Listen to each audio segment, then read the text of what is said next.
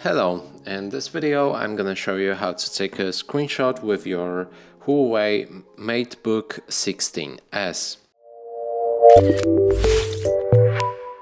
So to do this you'll need to click on a Shift, Windows key and S at the same time, and let me show you this combination.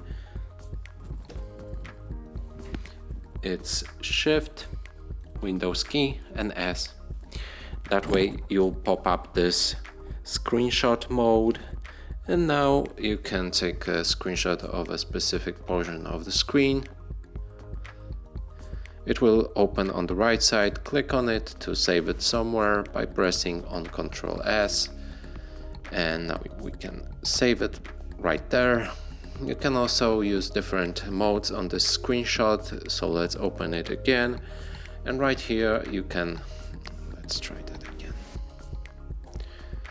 And now you can draw where you want to take a screenshot of a specific window, or take the screenshot of entire display.